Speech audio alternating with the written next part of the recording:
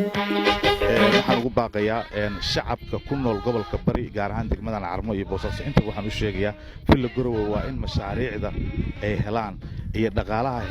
hay'adaha bixiyaasha ay ka helaan iyo canshuuraha dadka ay ka qaadaan waa inay ummaddu u sinaato way waa in dadka walaalaha wada dhashay si wanaagsan oo habsami wax loogu wada qabto way maaha qolo gaar inay wax kasta xiyubsato oo qaadato jidkani waa jidka aada xarumaha dawladda hoose degmada Carmo waxa ku yaala xarumihii dawladda oo dhan waxa ku yaala iskuulihii public ahaa waxa ku yaala saldhigga maxkamadihii xarumihii dawladda oo dhan waa jidka isbitaalka hospital ee degmada Carmo jidkan waxaa la yiraahdaa magaciisa jidka Sodonka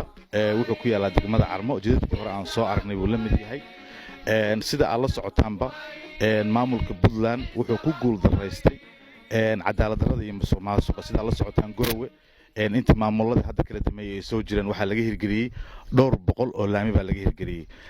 Qardho Gaalkacay sidoo kale iyo degmooyin kale ama tuulooyin kale hoostaga Mudug iyo Nugaal iyo Karkaar annagoo og magaalada Boosaaso inaan wax dayactir lagu sameyn jidadkeeda haddana sida u jeedaan degmada Carmo laamigii Maxamed Siyaad Barre uga tagay maahane laami kale oo lagu soo kordhiyay ma jirto jidadkeedu saas bay u dayactireen oo aradan yihiin wax laga qabtay maamulkana ma ay jirto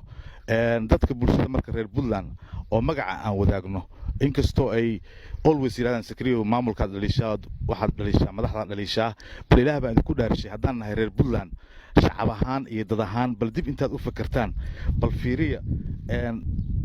macnaha dhibaatada jidadka ka muuqda Carmo laamigi Maxamed Siyaad Barre uga tagay kaliya leedahay magaaladan waxay leedahay jidkan jid la mid ah oo gaaraya more than 200 oo jid iyo ka badan wax dayactir oo lagu sameeyana ma jirto wax dhaqaale oo la galiyana ma jirto annagoo og dadka tijaarta ah ugu lacagta badan Puntland inay ku nool yihiin degmada Carmo annagoo og populationka ugu tirada badan degmada Carmo inuu ku nool yahay